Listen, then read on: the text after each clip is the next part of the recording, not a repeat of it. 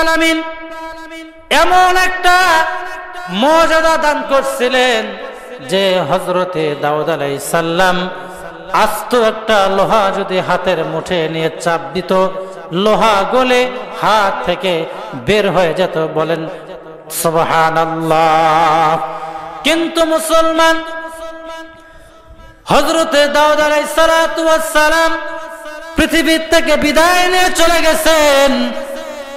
আল্লাহ রাব্বুল আলামিন হযরতে দাউদ আলাইহিস সালামের মর্যাদার দরজাও বন্ধ করে দিয়েছেন। কথা বলেন ঠিক কিনা? একটু আগেই যে পয়গম্বরের কথা বললাম, হযরতে সুলাইমান পয়গম্বর এত বড় বাচ্চাই দিয়েছিলেন, কিন্তু হযরতে সুলাইমান পয়গম্বর দুনিয়া থেকে চলে যাওয়ার পরে আল্লাহ রাব্বুল আলামিন মর্যাদার দরজাও বন্ধ করে দিয়েছেন। কথা বলেন ঠিক কিনা? হযরতে মূসা কারীমুল্লাহ জলিলুল কদর একজন পয়গম্বর, যিনি নাকি আল্লাহর সঙ্গে কথা বলতেন। এত বড় একটা পাওয়ারফুল নবী এই হযরতে মূসা আলাইহিস সালাতু ওয়াস সালামকে আল্লাহ রাব্বুল আলামিন একটা লাঠি দিয়েছিলেন, যেই লাঠিটা দিয়া ছাগল চড়াইতেন এবং মাঝে মধ্যে এই লাঠি দিয়ে আবার সাপ বের হতো। কথা বলেন ঠিক কিনা? কিন্তু মুসলমান হযরতে মূসা কারীমুল্লাহ পৃথিবী থেকে বিদায় নিয়ে চলে গেছেন। মূসা কারীমুল্লাহর মর্যাদার দরজাও বন্ধ হয়ে গেছে।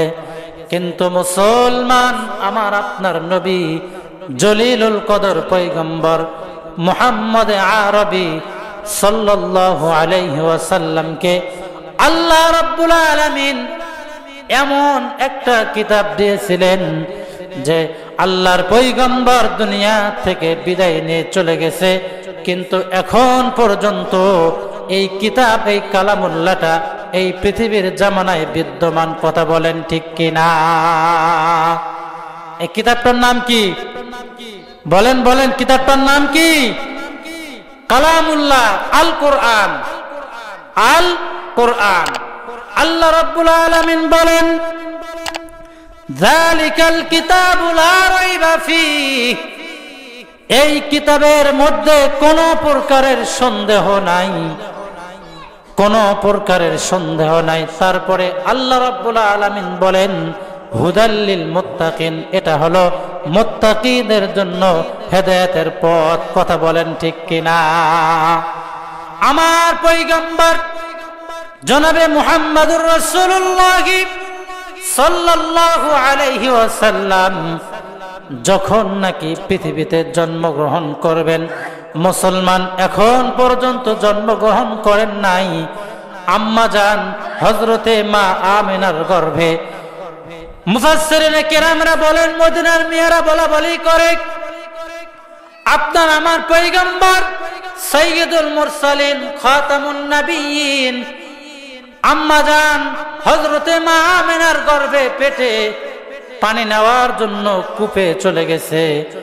মদিনার অন্যান্য মেয়েরা সাক্ষী দেয় মুসলমান যে কূপের পানি অটোমেটিকলি উপরে উঠে গেছে, আম্মা জানকে নিচে হতে হয় না। বলেন সুবহানাল্লাহ।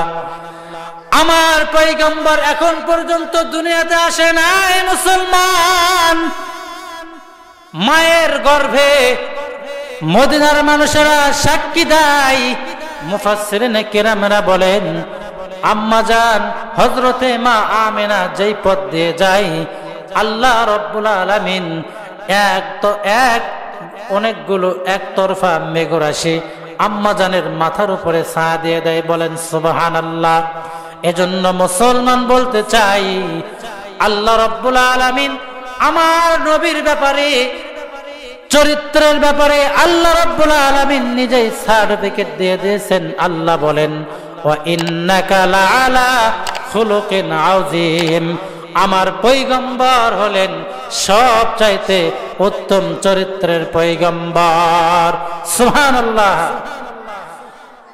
এই পৃথিবীতে আল্লাহ রাব্বুল আলামিন যতগুলো বাবা পাঠাইছেন, এই বাবাগুলোর চাইতে, এই পিতাগুলোর চাইতে আমার পয়গম্বর মুহাম্মদ আরবি হলেন 1 নম্বরের বাবা।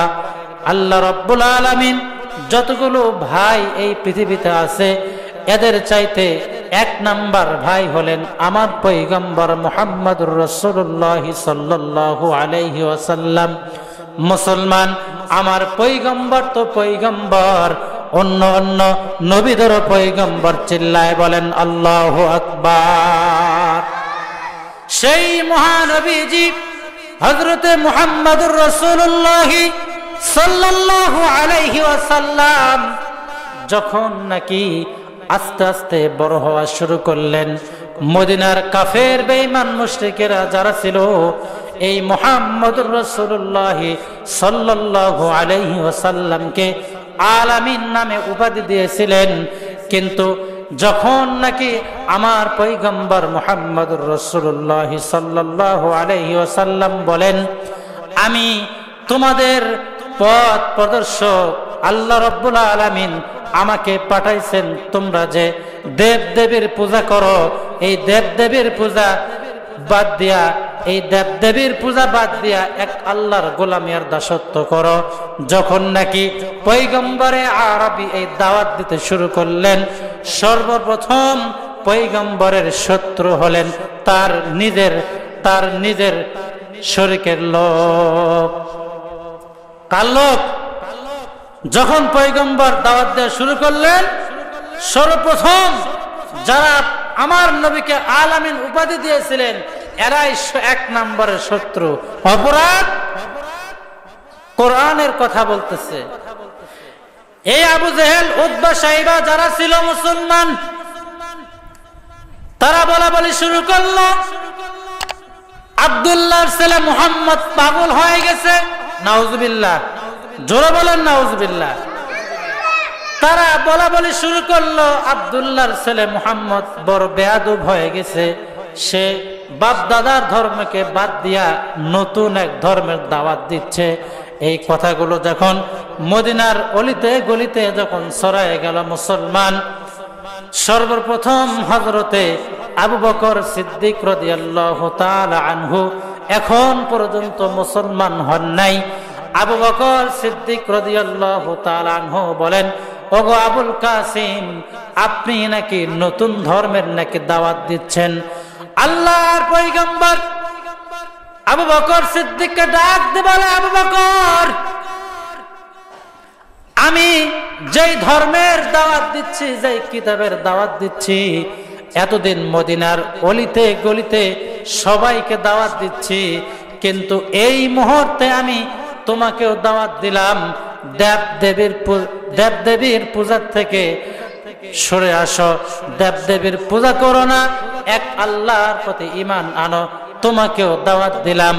এই মুহূর্তে হযরতে আবু বকর সিদ্দিক বলেন, মাদ্দালিলু আলা মা তাদদাই, ওগো আবুল কাসিম, আপনি যে আমাকে কালিমার দাওয়াত দিচ্ছেন, এক আল্লাহর গোলামি করার দাওয়াত দিচ্ছেন, ওগো আবুল কাসিম, মাদ্দালিলু আলা মা তাদদাই, আপনার কাছে কি প্রমাণ আছে যে আপনি আল্লাহর পাঠানো পয়গম্বর? বিশ্বনবী জনাবে মুহাম্মদুর রাসূলুল্লাহ সাল্লাল্লাহু আলাইহি ওয়াসাল্লাম বলেন, আবু বকর, আপনি আমার কাছে আমার নবুয়তের প্রমাণ চান? আপনার ওই শাম দেশের ওই স্বপ্ন তো প্রমাণ করে যে আমি আল্লাহর পাঠানো পয়গম্বর। তাহলে এবার হযরত আবু বকর সিদ্দিক শাম দেশে গিয়া কি স্বপ্ন দেখছিলেন এটা শোনার দরকার আছে না নাই? কথা বলেন, শোনার দরকার আছে না নাই? আমরা কি শোনার জন্য বসছি? নবীজির সিরাত শোনার জন্য বসছি, তাই কিনা? আমরা নবীজির সিরাত শোনার জন্য বসছি। এই জন্য নবীজির সিরাতের উপরে আলোচনা হবে ইনশাআল্লাহ।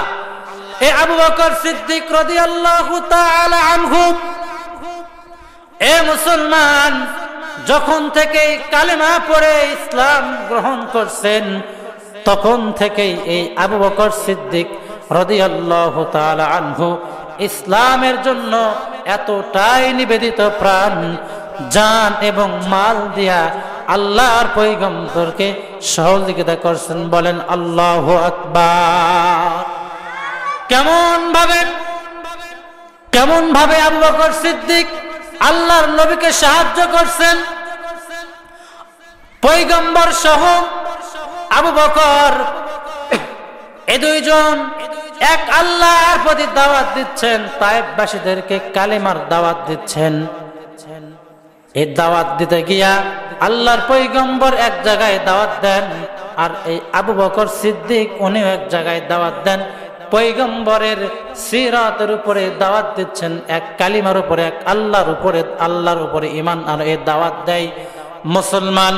এক পর্যায়ে দেখা গেল কি ওই এলাকার দুষ্ট পোলাপান যারা ছিল, দুষ্ট ছেলেরা হযরতে সিদ্দিক আকবর রাদিয়াল্লাহু তাআলা আনহুকে এমন ভাবে রক্তাক্ত করে মারতে মারতে রক্তাক্ত করে জমিনে শোয়ায় দিল মুসলমান।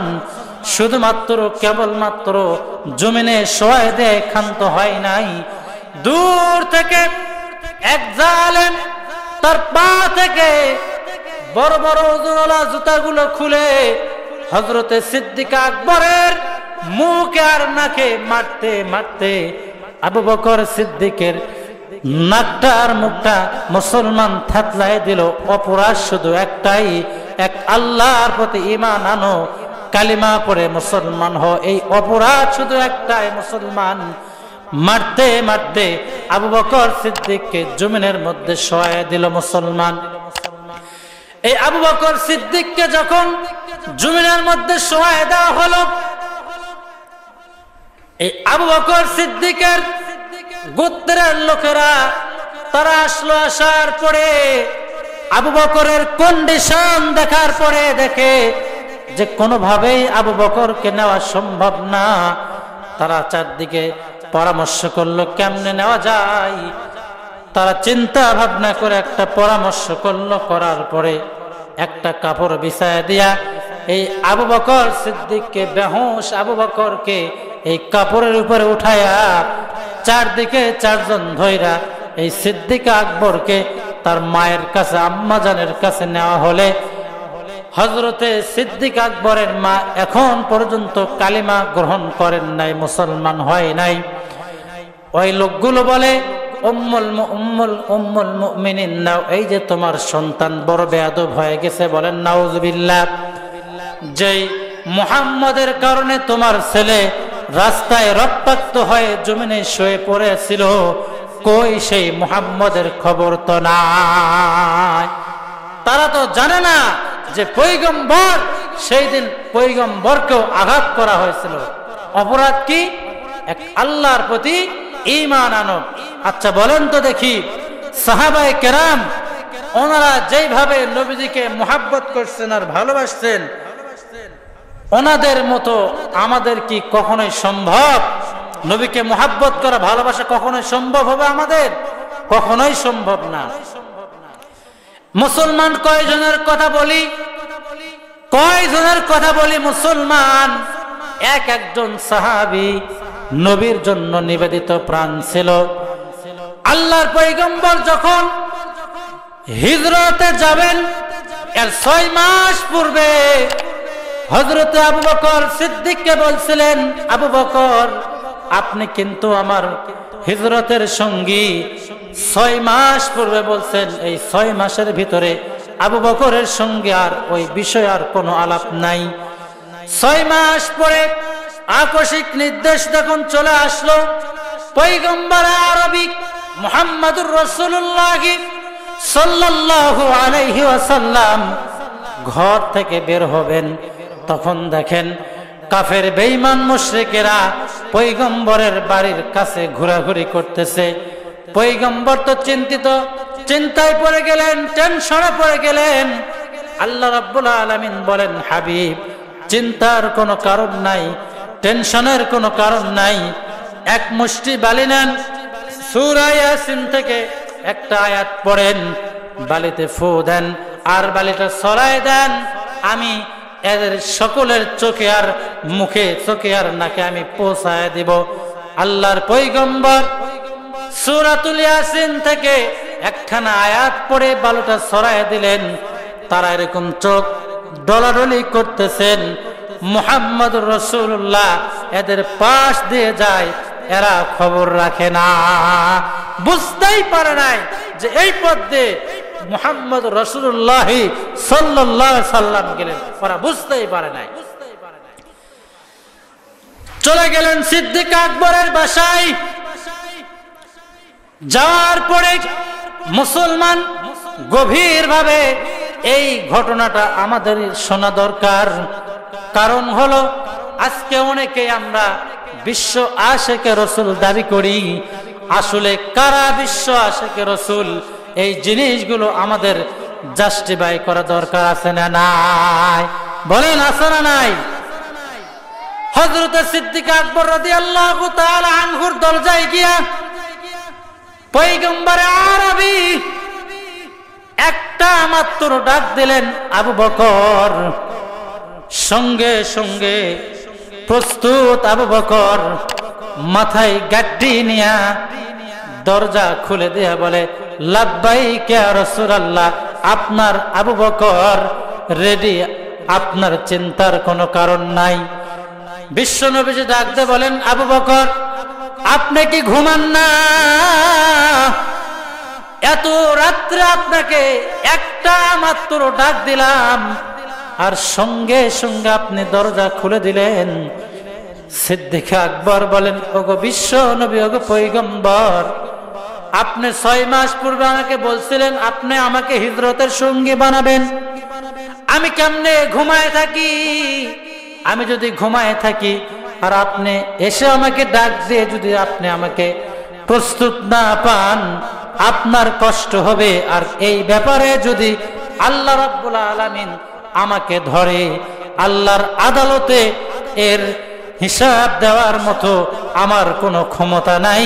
এজন্য 6 মাস ধরে আমি গাড়ি রেডি করে মাথায় নিয়া এই দরজায় আমি হেলান দিয়া আমি শুয়ে থাকি। বলেন সুবহানাল্লাহ। আল্লাহর নবী বলেন, আবু বকর চলেন, আর দেরি নয়, আমরা চলে যাই, পথগুলো চলা শুরু করি।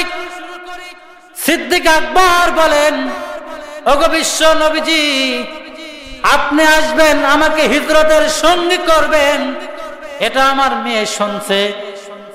এই জন্য আমার মেয়ে আপনার জন্য রকমারি কিছু নাস্তা রেডি করে রাখছে। এতদিন যাবত কষ্ট করছে নবীজি, আপনি শুধু একটু নাস্তা মুখে দিয়ে চলেন। এই গভীর রজনীতে মুসলমান আল্লাহর নবী নাস্তায় হাত দিয়া দেখে গরম গরম নাস্তা। নবীজি বলেন, আবু বকর এই গভীর রাত্রে নাস্তা কেন গরম? সিদ্দিক আকবর বলেন, নবীজি গো, আপনি আসবেন, আমার মেয়ে প্রত্যেক দিন আপনার জন্য রকমারি নাস্তা প্রত্যেক দিনের জন্য আপনার জন্য রেডি করে রাখে। সুবহানাল্লাহ বলবেন না? একটু আস্তে বলেন সুবহানাল্লাহ, আর একটু আস্তে বলেন সুবহানাল্লাহ। আল্লাহর নবী সহ আবু বকর সিদ্দিক রাদিয়াল্লাহু তাআলা আনহু পথগুলো চলা শুরু করলেন। মুসলমান মক্কার লোকেরা, আরবের লোকেরা এতটাই তাদের তীক্ষ্ণ ব্রেন ছিল, তারা পায়ের ছাপ দেখে বলে দিতে পারত যে এই পথ দিয়া কে হেঁটে গেছে। এই পায়ের ছাপ দেখে তারা বলে দিতে পারত। এজন্য পয়গম্বর আরবি সহ নবীজি সহ আবু বকর বৃদ্ধা আঙ্গুলিতে ভর করে করে পথগুলো চলতেছেন। কিন্তু আবু বকর সিদ্দিক রাদিয়াল্লাহু তাআলা আনহু একবার নবীর ডান পাশে যায় আর একবার নবীর বাম পাশে যায়। আল্লাহর নবী ডাক দিয়ে বলেন, আবু বকর আপনি এমন করেন কেন? সিদ্দিক আকবর ডাক দিয়ে বলেন, ইয়া রাসূলুল্লাহ, ইয়া হাবিবাল্লাহ, নবীজি গো, আমি যখন আপনার ডান পাশে গিয়ে দাঁড়াই তখন মনে হয় বাম পাশ থেকে কে যেন আপনাকে তীর নিক্ষেপ করতেছে। আবার আমি যখন আপনার বাম পাশে গিয়ে দাঁড়াই তখন মনে হয় ডান পাশ থেকে কে যেন আপনাকে তীর নিক্ষেপ করতেছে। আবু বকর একবার নবীর সামনে যায় আর একবার নবীর পিছনে আসে। পয়গম্বর মুহাম্মদ রাসূলুল্লাহ সাল্লাল্লাহু আলাইহি ওয়াসাল্লাম ডাক দিয়ে বলেন, আবু বকর আপনি এমন কেন করেন? সিদ্দিক আকবর বলেন, ওগো নবীজি, আমি যখন আপনার সামনে যাই তখন মনে হয় কে যেন পিছন থেকে আপনাকে তীর নিক্ষেপ করতেছে। আমি আবু বকর এই জায়গায় উপস্থিত থাকব, আর কাফের বেঈমানেরা আপনাকে তীর নিক্ষেপ করবে। এই তীর আবু বকরের গায়ে না আসে, আপনার গায়ে লাগবে, এটা আমি বরদাস্ত করতে পারবো না। এই জন্য আমি আপনার একবার ডান পাশে গিয়ে দাঁড়াই, আর একবার বাম পাশে গিয়ে দাঁড়াই। একদিন হযরতে ফারুক আজম রাদিয়াল্লাহু তাআলা আনহু হযরতে সিদ্দিক আকবরকে বলেন যে, ভাই আবু বকর, আপনি আমার সারা জীবনে আমল নিয়ে নেন। তো সিদ্দিক আকবর বলেন, ভাই ওমর, আপনি আপনার সারা জীবনের আমল আমাকে দিয়ে দিয়ে চাচ্ছেন, এর প্রতি বদলায় আপনি আমার কাছ থেকে কি চান, কি চাচ্ছেন? সব দিবেন, চান কি আপনি বলেন?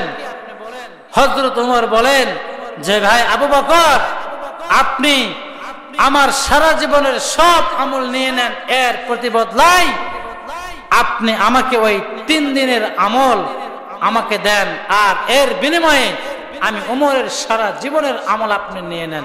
সুবহানাল্লাহ বিহামদিহি। এই আবু বকর সিদ্দিক রাদিয়াল্লাহু তাআলা আনহু এই সময় হযরতে ফারুক আজমকে ডাক দিয়ে বলেন, ভাই ওমর, আমার তো এই 3 দিনের আমল ছাড়া আর তো কোনো আমল নাই। এই আমল যদি আমি আপনাকে দিয়ে দেই, বলুন তো ওমর, তাহলে আমি আল্লাহর আদালতে কি নিয়ে দাঁড়াবো? মুসলমান তাফসীরের কিতাবে লেখেন, সিরাতের কিতাব লেখেন, এই 3 দিন 3 রাত গারের সুরের মধ্যে হযরতে সিদ্দিক আকবর রাদিয়াল্লাহু তাআলা আনহু আর বিশ্ব নবীজি জনাবে মুহাম্মদুর রাসূলুল্লাহ সাল্লাল্লাহু আলাইহি সাল্লাম, এই 2 জন ব্যক্তি ছাড়া পৃথিবীর আর কোন মানুষ সেই জায়গাতে ছিল না। আল্লাহর পয়গম্বরকে হযরতে আবু বকর সিদ্দিক কাঁধে উঠায়া পাহাড়ে নামাইছেন। নামানোর পরে আবু বকর সিদ্দিক বলেন, নবীজি, আমি একটু দেখি তো এই গর্তগুলোতে কি আছে না আছে, আমি একটু একবার দিয়ে দেখে আসি, তারপরে আপনাকে নিচে নামাবো। মুসলমান নিচে গিয়ে দেখে অনেকগুলো ছিদ্র। সিদ্দিক আকবর রাদিয়াল্লাহু তাআলা আনহু সব ছিদ্রগুলো বন্ধ করে দিলেন। দেওয়ার পরে শুধুমাত্র কেবলমাত্র একটা ছিদ্র বাকি আছে। আবু বকর সিদ্দিক রাদিয়াল্লাহু তাআলা আনহু ওই ছিদ্রতে পা দিয়ে রাখছেন, কিন্তু ওই গর্তের ভিতরে 100 বছর পূর্বে থেকে নিয়ে একটা সাপ ওখানে আছে, যে এই গর্তে, এই গারে সুরের মধ্যে পয়গম্বরে আরবি মুহাম্মদ রাসূলুল্লাহ সাল্লাল্লাহু আলাইহি ওয়াসাল্লাম আসবেন। আমি ওনাকে দেখব, এই জন্য আল্লাহর কাছ থেকে আয়ু চেয়ে নিয়া ওই সাপটা ওই জায়গার মধ্যে ছিল। কিন্তু যেই দিক দিয়ে আসতে চায় সেই দিকেই দেখে বাধা, যেদিক থেকে আসতে চায় সেদিকে দেখে বাধা। এক জায়গায় দেখে যে আবু বকর পা দিয়া এই ছিদ্রটাকে আটকায় রাখছে। তখন সাপটা আবু বকরের পায়ে দংশন করল। বিষাক্ত সাপ আবু বকরের পায়ে দংশন করার কারণে বিষের যাতনায় আবু বকর সিদ্দিক রাদিয়াল্লাহু তাআলা আনহুর শরীরটা এতটাই মলিন হয়ে গেল যে আবু বকর সিদ্দিক আর চোখের পানি রাখতে পারল না। এক ফোঁটা পানি পয়গম্বরে আরবি মুহাম্মদ রাসূলুল্লাহ সাল্লাল্লাহু আলাইহি সাল্লামের গায়ে যখন পড়ল, আল্লাহর পয়গম্বর বলেন, আবু বকর, আপনি কোন কারণে, কিসের কারণে আপনি কাঁদতেছেন? আপনার কি বাড়ির কথা মনে পড়ছে? আপনার কি ঘরের কথা, স্ত্রীর সন্তানের কথা মনে পড়ছে? আবু বকর সিদ্দিক বলেন, ইয়া রাসূলুল্লাহ, না না না, আমার ঘরের কথা মনে পড়ে নাই, আমার বাড়ির কথাও মনে পড়ে নাই। তাহলে আপনার কি হয়েছে, আপনি কাঁদেন কেন আবু বকর? বলে নবীজি, এই যে গর্তগুলো দেখতেছেন, সব গর্তগুলো আমি বন্ধ করছি, একটা গর্ত, একটা ছিদ্র আমি বন্ধ করতে পারি নাই। আমি আমার পা দিয়ে এই ছিদ্রটা বন্ধ করে রাখছিলাম, একটা বিষাক্ত সাপ আমার পায়ে দংশন করছে। আল্লাহর নবী সেই সময় সাপকে ডাক দেওয়া মাত্রই সাপ নবীর কাছে এসে হাজির। বলেন সুবহানাল্লাহ বিহামদিহি। আল্লাহ রাব্বুল আলামিনকে সাপ ডাক দিয়ে বলে, আল্লাহ, এই মুহূর্তে যদি আপনি আমার জবানটা যদি খুলে না দেন, তাহলে তো আপনার পয়গম্বর আমাকে ভুল বুঝবে, আর এই ভুল বোঝার কারণে যদি আমার জন্য যদি বরদোয়া করে দেয়, তাহলে তো সারা জীবনের মতো আমি অসহায় হয়ে যাব। আল্লাহ রাব্বুল আলামিন সাপের জবানটা খুলে দিলেন। রাসূল বলেন, এই আবু বকরকে তুমি দংশন করছো, এই আবু বকর সিদ্দিক, ইনি হলেন আমার দুঃখের দিনের সাথী। আল্লাহর নবীকে সাপ বলেন, ইয়া রাসূলুল্লাহ, ইয়া হাবিবাল্লাহ, এই গর্তের ভিতরে যতগুলো ছিদ্র ছিল, সব ছিদ্রগুলো এই আপনার এই সাহাবী আটকায় রাখছে। আমি কোন দিক থেকে আসার কোন স্কোপ না পাওয়ার কারণে আমি এই কাজটা করছি। সঙ্গে সঙ্গে আল্লাহর নবী সিদ্দিক আকবরের যে জায়গায় সাপটা দংশন করছে, মুখের থুতু লাগায় দিলেন। সঙ্গে সঙ্গে সিদ্দিক আকবরের বিষের জ্বালা যন্ত্রণা কমায় গেল। এই হলেন রহমাতুল লিল আলামিন। কিন্তু আজকে দুঃখ আর পরিতাপের বিষয় হলো কি জানেন? আমরা মুসলমানেরা, ভাই আমার দিকে তাকান, আমার দিকে তাকান, আমরা মুসলমানেরা আমার নবীর যে পাওয়ার, আমার নবীর যে ক্ষমতা, এই সম্বন্ধে আমাদের জানাই নাই। কথা বলেন ঠিক কিনা? আমরা জানি, আমরা অনেকেই জানি না যে আমার নবীর পাওয়ার কত। আমার নবীর পাওয়ার কত? একজন মহিলা রাসূলকে দাওয়াত করছিলেন, ওনার বাসায় খাওয়ার জন্য দাওয়াত করছেন। দাওয়াত করার পরে বাসায় গিয়ে দেখে যে নবীজিকে যে আমি দাওয়াত করলাম, আমি এখন খাওয়াবো কি? বাসায় তো কোনো কিছু নাই, কি খাওয়াবো? এই মহিলা তখন দৌড় দিলেন বোনের বাসায়। দেওয়ার পরে গিয়ে দেখে যে বোন বাসায় নাই। দৌড় দিলেন, পাহাড়ের দিকে দৌড় দিলেন। দেওয়ার পরে দেখে ওই জায়গাতে বোন ভগ্নিপতি কেহই নাই। এবার এই মহিলা চিন্তা করে, এই ছাগলগুলো যে আছে, এই ছাগলগুলো তো আমার বোনের ছাগল, আমি আগে নিয়ে গিয়া জবাই করে রাসূলকে আগে মেহমানদারি করাবো, তারপরে না হয় বলবো। কিন্তু মুসলমান, আমার নবীর পাওয়ার কত, আমার নবীর ক্ষমতা কত। খাবার প্লেট যখন, খাবার ভর্তি প্লেট যখন রাসূলের সামনে দিছে, খাবারের প্লেট কথা বলে, নবীজি এই খাবারে আপনি হাত লাগাবেন না, কারণ হলো এটা হালাল না, এই খাবারটা হলো হারাম। নবীর সঙ্গে খাবারের প্লেট কথা বলে যে নবীজি এটা আপনি খায়েন না, কারণ এটা হালাল না, এটা হারাম, এটা আপনার জন্য শোভা পায় না। তখন মহিলাকে ধরছে, কিরে খাবারের প্লেট কেন বলে এটা হারাম, কি করছো? তখন মহিলা বলে, ইয়া রাসূলুল্লাহ, আপনাকে দাওয়াত দিছি, দেওয়ার পরে বাসায় আসে দেখি যে কোনো কিছুই নাই। তখন আমি দৌড় দিছি আমার বোনের বাসায়।